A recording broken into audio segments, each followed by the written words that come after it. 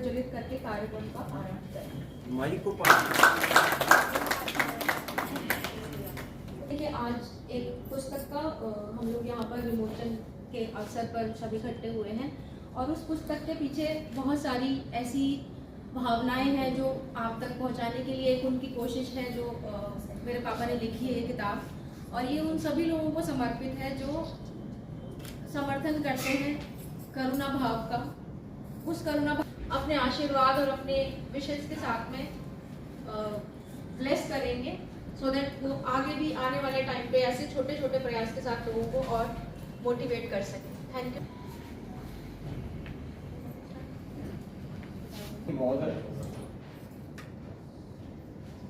आज इस अवसर पर मैं आपका हार्दिक अभिनंदन करता हूँ और आभार प्रकट करता हूँ।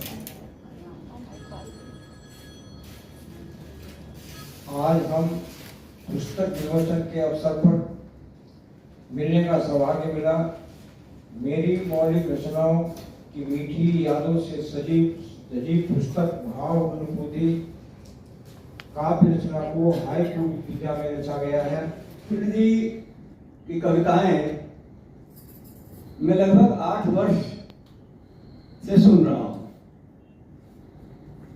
क्योंकि सीनियर सिटीजन वेलफेयर सोसाइटी के माध्यम से जब भी हमारी कोई सभा होती थी, विशेषकर नवीन नगर में, क्योंकि मैं वहां जरूर जाता था, और हर सभा में आपका एक जो भी नवीन रचना है वो अवश्य लोग सुनाते थे।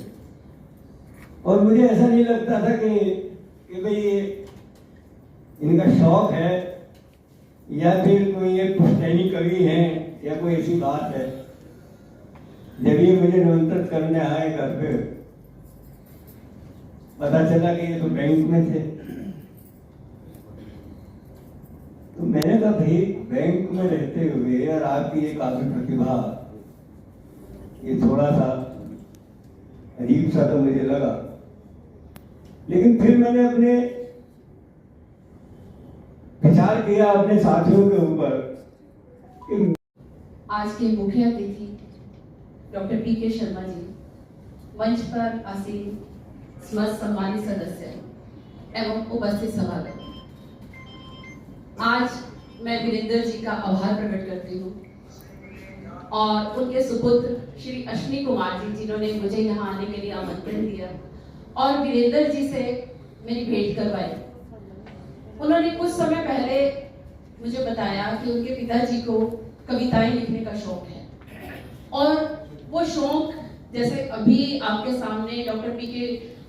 शर्मा जी ने बताया कि उनको भी अचंभा हुआ कि एक बैंक में कार्यरत व्यक्ति को कविताएं लिखने का शौक है। तो सेम क्वेश्चन मेरा था, तो उन्होंने मुझे बताया कि मैडम ये शौक आज का नहीं है, ये बचपन से कविताएं लिखते थे। इनकी बाल्यावस्था का ये शौक उनको उत्साहित करता था। उनके आसपास की चीजें, जैसा कि उन्होंने भाव अनुभूति कहा है, तो वो अपनी अनुभूतियों को बचपन से लिखते आ रहे थे। और इस उम्र में उनको, क्योंकि पारिवारिक जिम्मेदारियां भी बहुत हद तक कंप्लीट हो गई, तो उन्होंने ये व्यवस्था की कि क्यों ना मैं अपने उस शौक को दोबारा से उजागर करूं और इस पर कुछ समाज को ऐसा दूं कि जो समाज के लिए आगे दर्पण बन सके। और हम आपका आभार प्रकट करते हैं वीरेंद्र जी कि आज हमारे सम्मुख एक सम्मानित कवि, जिनको बहुत जल्द ही सारा समाज पहचान जाएगा, आप सब सभा में उपस्थित व्यक्ति, इनसे आज आप इनकी कविताएं पढ़ेंगे तो आप इनके बारे में जान पाएंगे। क्योंकि मैं इसलिए ये कह सकती हूँ कि मैंने कुछ कविताओं को पढ़ा है और वाकई में, जैसा अभी आपके सामने डॉक्टर पी.के. शर्मा जी ने कहा कि आत्मा से निकली हुई आवाज है। वास्तव में कविताओं को पढ़कर मुझे भी अनुभूति हुई, और जैसा कि नाम में भाव अनुभूति है कि वाकई में ये चीजें आत्मा से ही निकल सकती है। क्योंकि कोई भी कवि, हम कहते हैं कविताएं काल्पनिक होती हैं, कवि जो है वो एक कल्पना की दुनिया में रहता है, लेकिन वो कल्पनाएं आती कहाँ से हैं? हम समाज को एक अच्छा रूप देना चाहते हैं, हम समाज को ऐसा देखना चाहते हैं जैसे हम कल्पना करते हैं।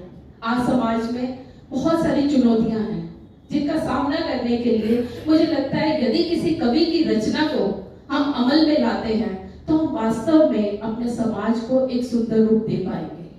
आपका आभार कि भाई हूँ कि अश्विनी जी ने अपने फादर को प्रोत्साहित किया और उनकी इस काव्य रचना को हमारे सम्मुख रखा। और वीरेंद्र जी, आपका हम तहे दिल से आभार प्रकट करते हैं। और आपको आज मैं शब्दों के साथ आपका कैसे शुक्रिया करूं, लेकिन हम अपनी आत्मा से, क्योंकि मेरा मानना है कि यदि हम नमस्ते कहते हैं तो वो बहुत बड़ा आत्मा को एक नमन होता है। तो मैं हाथ जोड़कर